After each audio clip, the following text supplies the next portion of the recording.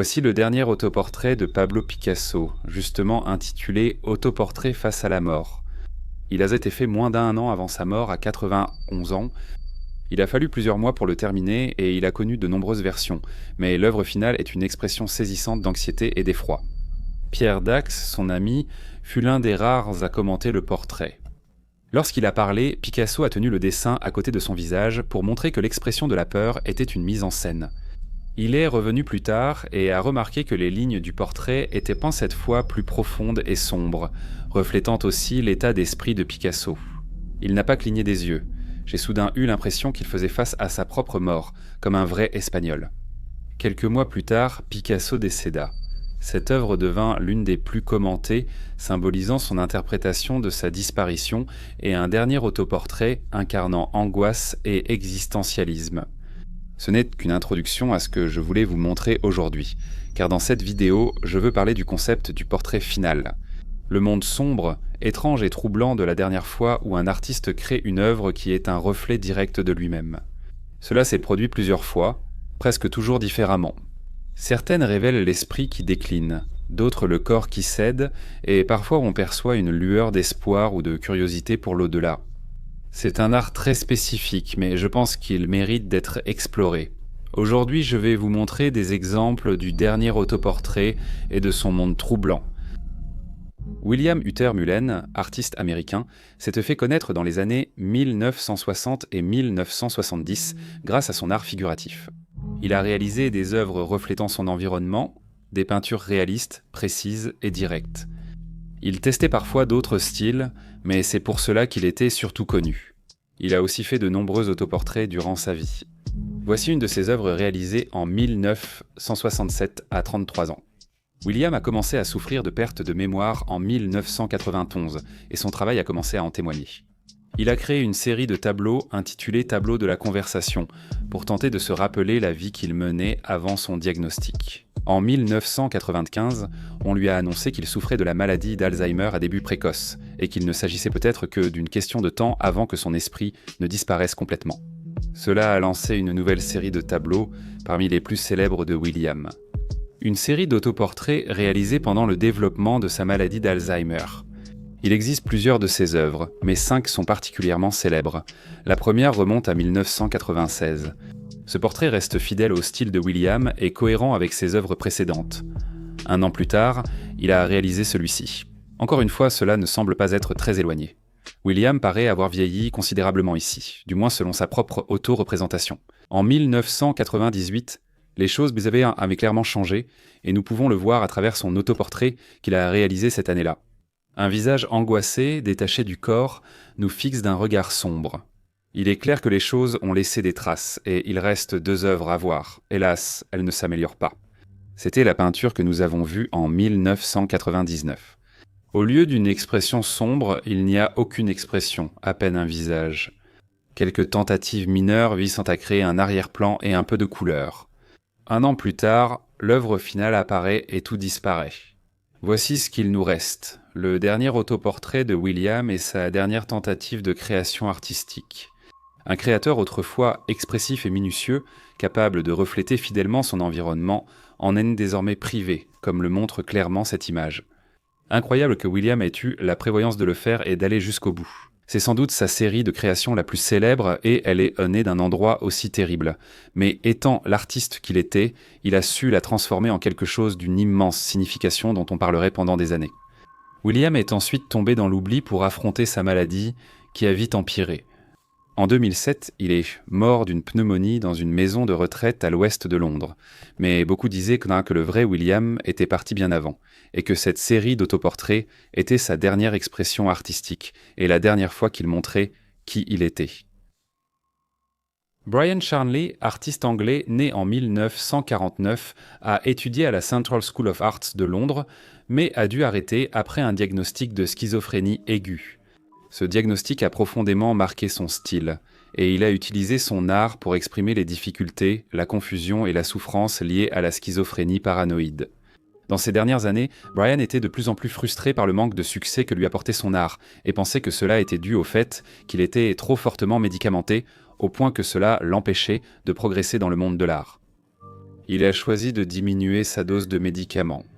Il a également décidé de réaliser une série d'autoportraits pendant cette période et de documenter le processus à travers son art. C'est de loin devenu sa série de peintures la plus célèbre, mais malheureusement, elle n'a pas une fin heureuse. Regardons certaines de ses peintures et découvrons ce que Brian réalisait. Il y a 17 portraits sur son site web, et il a écrit à propos de chacun d'eux dans son journal qui se trouve également sur son site. Je vais passer en revue quelques-uns de ces portraits pour vous donner une idée de leur évolution, mais si vous voulez lire à propos de chacun d'eux, je laisserai le site en lien ci-dessous, ainsi qu'une vidéo de Blind Dweller qui parle de chaque portrait plus en détail. Première peinture de Brian après réduction de sa médication, réalisée le 20 avril 1991. Le portrait illustre clairement Brian confronté à une surcharge sensorielle. Sa paranoïa avait beaucoup augmenté et il entendait des choses en permanence, d'où l'oreille de lapin. Ensuite, Brian a réalisé des œuvres avec moins de traits du visage, plus abstraites. Ce n'est que le 6 mai 1991 qu'il a créé cette œuvre, une sorte de retour aux sources pour Brian. L'autoportrait était beaucoup plus clair, mais l'imagerie restait inquiétante. Son entrée de journal était une suite éparse de pensées et quelques divagations étranges. Je me sens visé par les remarques cruelles. Les gens autour de moi ne comprennent pas ma stupidité et ne me pardonnent pas. Ainsi, je suis une cible. Les clous dans mes yeux montrent que je ne peux pas voir, alors que d'autres semblent dotés d'une perception extrasensorielle à laquelle je suis aveugle. L'amour fait mal. Moins de 2 semaines plus tard, le 18 mai, Brian a créé cette œuvre surréaliste, bien plus sombre. À ce stade, Brian avait réduit sa prise de médicaments à un seul antidépresseur. Il dormait moins et semblait plongé dans une dépression plus profonde. Cette peinture montre encore une cible, cette fois dans sa bouche, symbole de son incapacité à socialiser. Son cerveau a été remplacé par une bouche incontrôlable, exprimant puissamment l'impuissance de son état mental. À mon avis, ce portrait a été un véritable tournant dans cette série, un point de non-retour métaphorique. Le 23 mai, Brian a créé ceci, un autre exemple rare de lui réalisant un autoportrait qui lui ressemble vraiment. Comme vous le voyez, il a encore remplacé son cerveau par une bouche. Il l'a expliqué dans son journal en écrivant « Le bleu du portrait est là parce que je me sentais déprimé en réduisant les antidépresseurs. J'étais content d'avoir pu exprimer un concept aussi purement mental que la diffusion de la pensée par le simple procédé de transformer le cerveau en bouche, alors je l'ai peint à nouveau. » On se heurte vraiment à la tâche presque impossible de décrire en peinture ce qui est essentiellement totalement invisible. On en vient à utiliser des symboles et il faut trouver le symbole approprié. De plus, il doit y avoir une charge poétique qui y est attachée. Et pourtant, les gens sont trop ignorants pour voir. C'est la 3e fois dans cette série que nous voyons Brian remplacer son cerveau par autre chose, une pratique qu'il a développée tout au long de cette série et qui s'est révélée être un moyen très efficace de communiquer les pensées confuses qui se passaient dans son cerveau. Plus d'un mois plus tard, le 27 juin, Brian pensait qu'il était sur le point de réaliser une peinture qui pourrait vraiment exprimer sa schizophrénie. Voici la peinture qu'il a faite à cette époque. Dans son journal, il écrit « Je reste nettement désavantagé socialement. Cela changera-t-il un jour ou la colère restera-t-elle toujours ?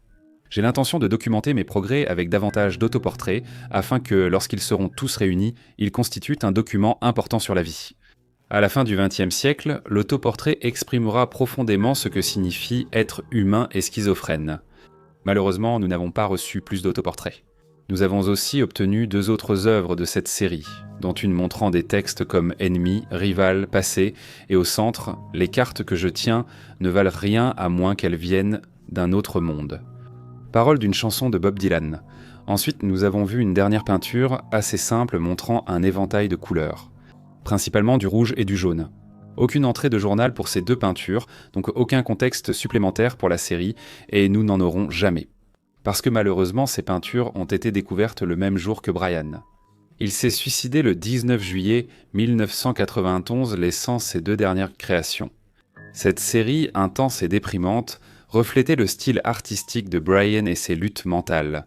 Ce n'était pas seulement sa série la plus populaire, mais aussi celle qui a le plus marqué son public. Il était frustré et agacé par son manque de succès, et malheureusement, il a atteint ce qu'il voulait accomplir après son décès. Il n'a jamais vu l'impact de son travail sur les autres, mais cela ne le discrédite pas. C'est une série d'œuvres incroyables et une part majeure de l'héritage, même si cela a eu un prix terrible. Francisco Goya était un peintre espagnol né au milieu du XVIIIe siècle. Il était l'un des artistes majeurs de sa génération et demeure parmi les plus influents de l'histoire. Une de ses œuvres célèbres est la série de gravures Les Caprices. Ces gravures montraient avec force les vices et la débauche de la société espagnole de l'époque, un thème fréquent dans son œuvre. Ses œuvres critiquaient la société, le gouvernement, la guerre, la corruption et l'ignorance. Cependant, même s'il était un créateur prolifique avec des opinions bien arrêtées, il n'existe pas beaucoup de conversations documentées sur ses pensées ou sa vision du monde, et cela s'explique par le fait que sa vie personnelle était remplie de luttes privées liées à sa santé. À la fin des années 1700, il est devenu totalement sourd à cause d'une maladie non diagnostiquée à temps. Cela a marqué le début d'une série de problèmes de santé et de maladies qui allaient en le tourmenter pour le reste de sa vie. Cela s'est également reflété dans son art. L'œuvre de Goya est alors devenue plus sinistre, reflétant une vision du monde nihiliste qui s'approfondissait. À 73 ans, il a contracté une grave maladie et semblait proche de la fin. Un médecin ami de Goya, Eugenio Garcia Arrieta, a réussi à le soigner et à le sauver contre toute attente. Pendant ce processus, Goya était certain qu'il allait mourir, mais il vivrait encore 8 ans, et à cause de cela, il a créé un portrait, qui le montrait avec son médecin. Le tableau est simplement intitulé « Autoportrait » avec le docteur Arrieta. D'autres personnages apparaissent dans l'œuvre, des silhouettes sombres et menaçantes derrière eux deux. Il pourrait s'agir de sa famille, de spectateurs ou d'une allusion à l'au-delà, où Goya pensait aller. Peut-être que ces personnes n'étaient pas présentes. Goya sentait simplement leur présence et pensait bientôt les rejoindre. Ce ne sont que des suppositions, mais de nombreux critiques d'art ont exprimé la même idée. Il est très évident que la mort occupait son esprit. C'est le seul autoportrait de cette vidéo qui inclut plus d'une personne, et c'est pour une très bonne raison. Même avec 5 personnages, Goya pourrait sembler totalement seul dans cette peinture. Ses yeux à peine ouverts, il est soutenu par son médecin, ses mains agrippant fermement ses draps, comme pour s'accrocher à la vie. Parmi tous les artistes dont nous avons parlé, Goya est dans le pire état physique, mais sa peinture est sans doute de la meilleure qualité, et cela parce qu'il est le seul artiste à peindre la dégradation de son propre corps. Son esprit reste largement intact, comme le montre la qualité de l'œuvre, mais il représente une maladie physique alors que les autres étaient tantôt confrontés à des maladies mentales. C'est pourquoi je voulais solo vous la montrer. Le cerveau est l'outil ultime de l'artiste, et sans lui, il est impuissant. Cette impuissance peut engendrer un art nouveau, ultime tentative de retrouver ce qu'ils avaient d'un. C'est un art déprimant, nihiliste et sombre, mais il existe parce que l'artiste essaie encore de créer et d'exposer ce dont il est fier. La vraie tristesse survient après, quand la toile est blanche, qu'il n'y a plus rien à créer et que l'esprit de l'artiste se détériore. C'est pourquoi ces œuvres devraient être regardées d'une manière un peu plus pleine d'espoir. Ce sont de véritables tentatives authentiques de créer quelque chose malgré l'angoisse mentale que traverse l'artiste. Les aspects les plus sombres de ces combats ne seront pas visibles sur une toile.